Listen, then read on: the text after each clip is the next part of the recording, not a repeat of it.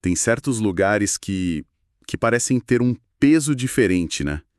Não é só a idade, a arquitetura, é uma coisa no ar, uma densidade. E para nossa análise de hoje, a gente tem um dossiê e tanto. Separamos um material bem completo sobre um local na Hungria, o Castelo de Oebergene. E a nossa missão aqui é tentar entender por que esse lugar tem uma reputação tão carregada. E olha, para deixar claro, a gente não está aqui para caçar fantasma. A gente está aqui para entender o que alimenta essas histórias. Exatamente. O nosso foco é nos padrões e, eu diria mais importante ainda, nas lacunas. O que os documentos não dizem sobre esse castelo pode ser muito, mas muito mais revelador do que as lendas que todo mundo conta. A história oficial parece ter buracos, sabe?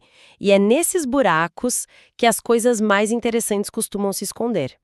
A gente tem relatos de jornais, registros históricos, testemunhos. É um quebra-cabeça bem complexo. Complexo e, para ser sincero, bem esquisito. Ok, vamos começar a montar isso. O que salta aos olhos de cara é que a fama do castelo não vem de uma coisa só. São tipo várias camadas de estranheza. A primeira é a própria fundação do lugar. Ele foi construído sobre as ruínas de uma fortaleza do século XIV.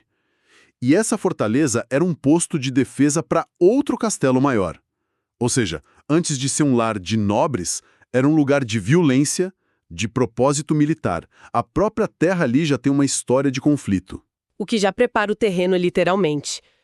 E sobre essa base, você adiciona as tragédias familiares, que são documentadas. A mais famosa é de 1716. A esposa do barão Ebergene Laszlo teria se suicidado no castelo. O relato que sobreviveu diz que foi por não conseguir dar um herdeiro homem para ele.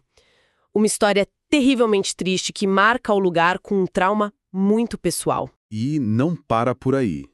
Na virada do século XX, o incêndio gigantesco destruiu a ala oeste inteira. Os registros oficiais são meio vagos, mas a tradição local, os boatos, que passam de geração em geração, falam em vítimas, falam em gritos que teriam sido ouvidos. É o tipo de evento que vira uma cicatriz na memória da comunidade. E aqui entra um ponto crucial. Por séculos, essas eram apenas histórias locais, folclore de vilarejo. O que transformou o Ebergene num fenômeno foi algo muito moderno. Em 2009, durante uma exposição de arte no castelo, um fotógrafo tirou uma foto onde, supostamente, aparece um rosto na janela de um quarto vazio. Essa imagem viralizou. Foi o estopim. A tecnologia pegou uma lenda antiga e jogou no cenário global. É impressionante pensar nisso, que a fama paranormal de um castelo de 600 anos foi, na verdade, impulsionada por uma câmera digital, pela internet. Antes disso, quem fora daquele pequeno vilarejo de Vasekshen se importava? Quase ninguém. E essa fama recente criou uma tensão que é talvez o aspecto mais fascinante de tudo isso. De um lado, você tem a administradora atual do castelo, uma mulher chamada Dzisits Horvats Nicolette. Ela nega tudo, categoricamente. Diz que os barulhos são o vento, a madeira antiga estalando, as explicações de sempre. Afinal, ela está tentando vender o lugar como um hotel de luxo para casamentos, né?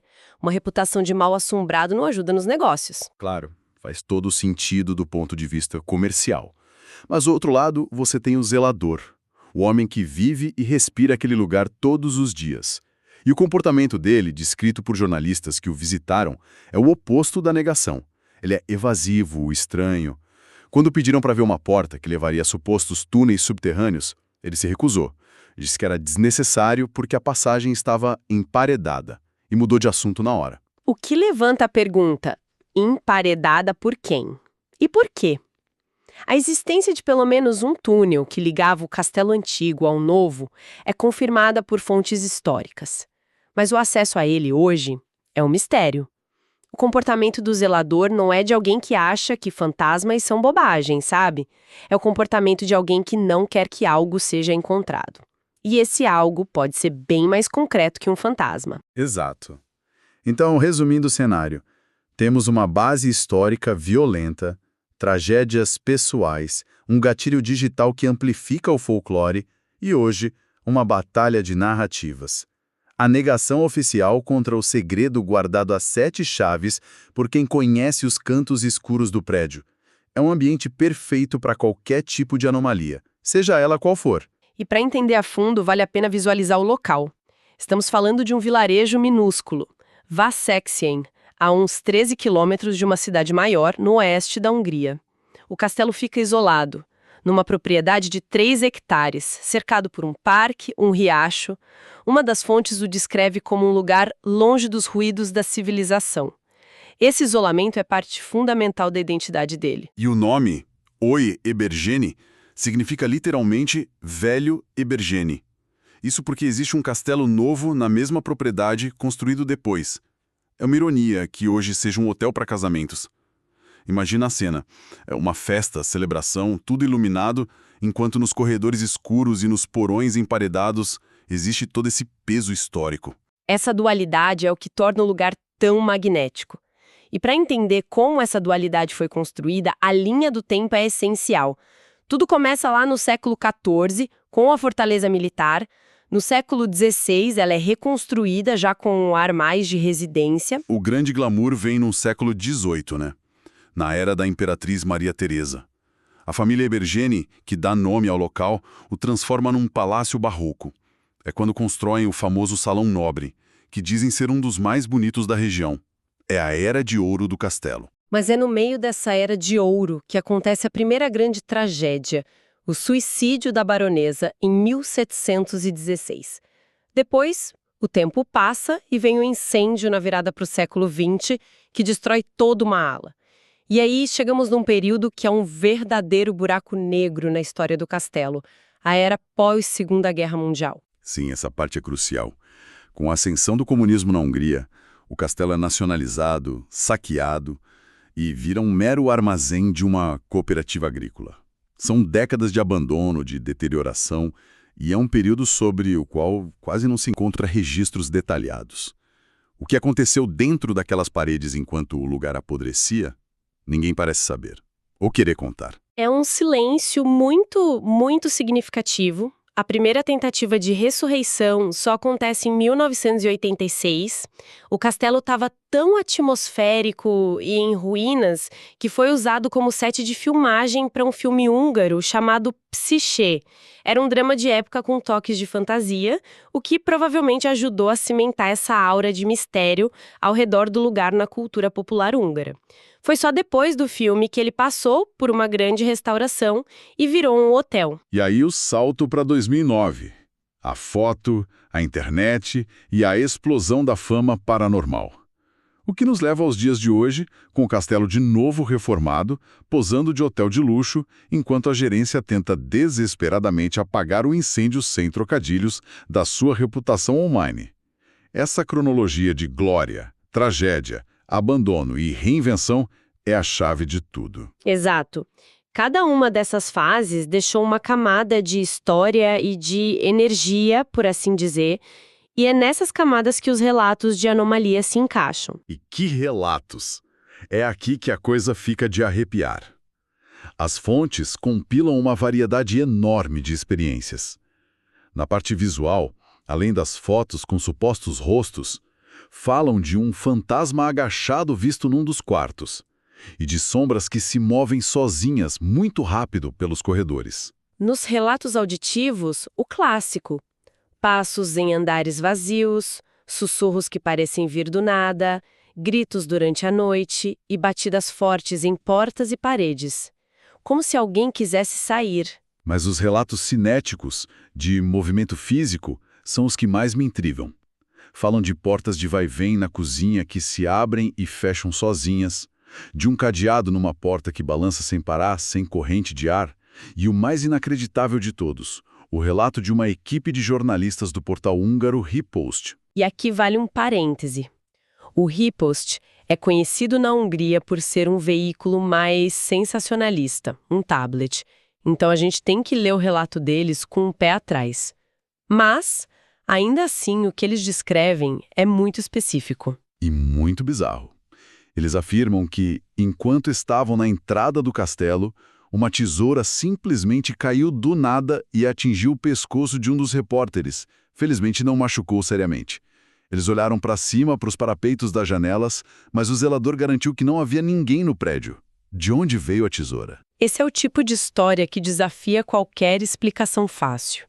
A administradora, claro, tem as teorias dela.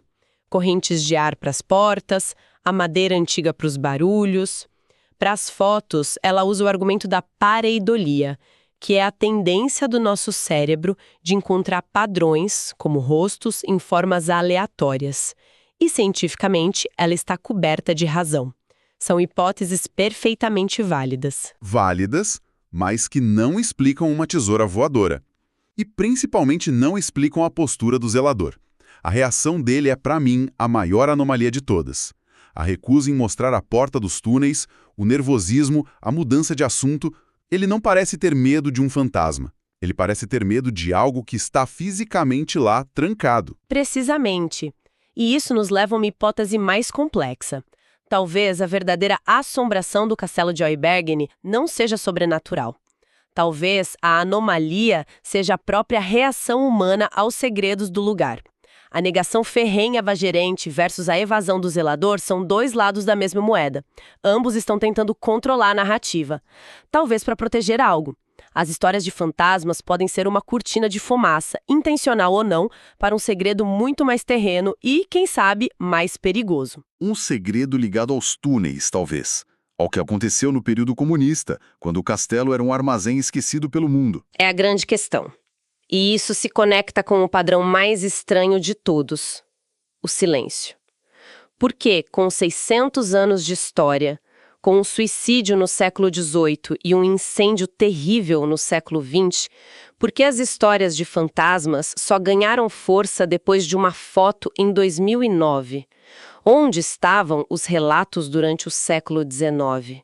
Ou no início do século XX? Onde estavam as histórias de assombração durante as décadas de abandono sob o regime comunista, o período talvez mais sombrio da história do castelo? É uma pergunta excelente. Parece que a história ficou muda por muito tempo e de repente começou a gritar, mas só depois que as câmeras digitais apareceram. Por quê? Uma possibilidade é que a tecnologia não criou o fenômeno, mas deu voz a ele. Antes, um funcionário podia ouvir um barulho estranho e guardar para si, sabe? Hoje, ele grava com o celular e posta na internet, criando um efeito de bola de neve. A tecnologia validou sensações que antes eram descartadas. Mas a outra possibilidade é mais perturbadora. Sim, a de que o folclore moderno, essa narrativa de castelo mal-assombrado, é, na verdade, uma tentativa coletiva e inconsciente de preencher aquelas lacunas históricas. Ninguém sabe ao certo o que aconteceu durante um incêndio ou o que faziam naquele armazém por 40 anos. A ausência de registros é, por si só, um registro do medo, do controle e do esquecimento forçado. Então, quando as pessoas hoje dizem que ouvem gritos, talvez não sejam os gritos das vítimas do incêndio de 100 anos atrás. Exato. Talvez seja um eco simbólico dos silêncios e dos traumas não resolvidos da era comunista ou de algum outro evento que foi deliberadamente apagado da história. Projetar esses medos em figuras etéreas, em fantasmas, pode ser psicologicamente mais fácil do que confrontar uma verdade histórica brutal que foi enterrada. E medo do inexplicável, do sobrenatural, às vezes é um refúgio para não termos que encarar o medo do que os seres humanos são capazes de fazer uns aos outros. Uau! Isso muda completamente a perspectiva. Então, a gente está diante de um dossiê que, no fim, tem muito mais perguntas do que respostas. Por que o zelador protege tanto o acesso aos túneis? O que ele teme que possa ser encontrado atrás daquela parede? E por que a narrativa de assombração que parece tão antiga é, na verdade, um fenômeno tão recente, quase ignorando séculos de história que foram, objetivamente, muito mais traumáticos? A análise de todas essas fontes nos leva a uma conclusão bastante desconfortável. O verdadeiro enigma do castelo de Oibergen pode não ser sobre os mortos que supostamente ainda andam por seus corredores. Pode ser sobre os vivos e sobre os segredos que eles, por algum motivo, decidiram emparedar junto com as velhas passagens subterrâneas. A pergunta que fica no ar e que realmente incomoda não é o que assombra o castelo. A pergunta é: o que o castelo está sendo usado para assombrar? O que essa história de fantasma está tentando nos impedir de ver?